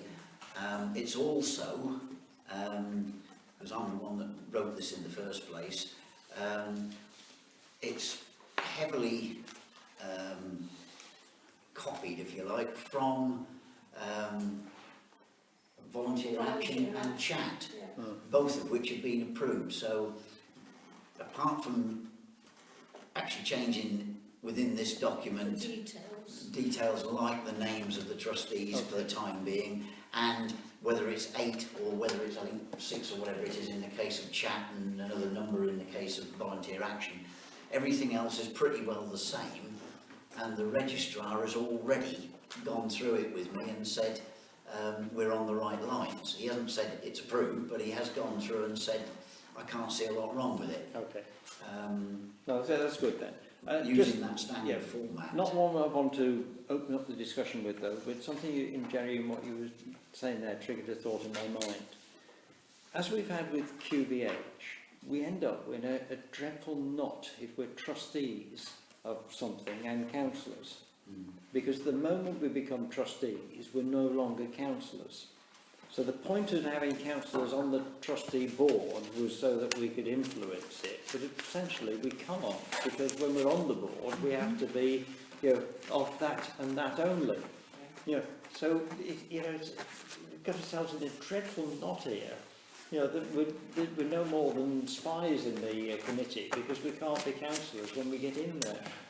Yeah. Anyway, I don't want it open for discussion, but it's only an observation that it's a dreadful knot that we've got ourselves involved in. I don't think it's just us, though. I think it's the No, sector. it isn't. Yeah. It's a voluntary sector, and it's full of these. Did anybody read I forwarded an email that Danny Moody's, where there is a bit about that we've got a legal person, and his newsletter was about conflicts of interest with trustees and councils.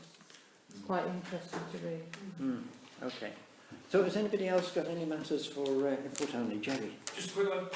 The man needs to update his email list with the animal.gov.uk addresses. Yeah. So the mayor was being a bit crafty. Once everybody's ironed all the bugs out of the system. He's probably not the only one, but anyway, I have to say, I absolutely hate this system. Half the time I can get on it, half the time I can't. I can't seem to find ways of initiating an email. I can respond to them, but I can't initiate. Oh, that's Are you receiving? Are you receiving? Because I've done a bit of. You asked for dual. Yeah, I have. New year, I might stop that. I have received them. Don't do that. I'm also struggling to print them for some reason. I'm not finding it easy. Let's put it that way. So we need by the end of January, it'll be perfect. everybody on the. I'll repeat Amble.gov.uk. I'll repeat mine for the last week. I'll link up with Terry and we're going to see if we can sort it out tomorrow. But I'm not an IT expert, but if anyone wants me to come and let them go, I'll happily do so. Terry, I'll let you know. You had something you wanted to say? Just to say, anybody who hasn't filled their envelope with filthy Luca. Oh, I was about to write notes on the back of it. And it's the window so you can see. Fill it with money, please. All right. For the staff. Okay then. Peter, it's basically... sorry, because we'll never get over it. We don't, yeah. I've had 3 or 4 residents now on the top end of West Street complaining about the speed of which the lorries and the cars are going through, even though it is a 20-mile-an-hour speed limit, and it's literally rocking the foundations of their houses. I know it's not an Oundle Council responsibility, but I think it might be nice if we could. 20 miles an hour? Yeah, top end is. Yeah. But it might be nice if we can write to the highways to see if there's any way we can put some sort of traffic calming situation. We can't, that's why it's 2020. We've been down that. Has it been? I that's don't know. That's why it has to be the speed limit. Yeah. Because They just the only ignore other it. way it wasn't going to be practical, was it? We looked at chicanes and I did at the last but one police meeting raise it. They wanted a subject for each quarter, and I did. We had speeding, and we particularly had West Street. They did get out there, they did measure it, and they couldn't catch anybody doing it. Well, they don't go at 5, 6 o'clock in the morning. Well, that is the issue. That most of the day, the traffic is actually making the speed on that road. Yeah. Okay. So, anything else then? Right. Very quickly, I'll ask Councillor Sparks if there were any further forward on the wall. nothing more about the walls. No, I think you can have a chat with your builder man. Okay, Just put the signature on the bottom pass. whatever it is. I've had a chat. Good one as well. Right, okay. We don't know, I don't know. Yeah. Okay, can we call the meeting to an end at this point and then we can talk about the wall elsewhere? Yep.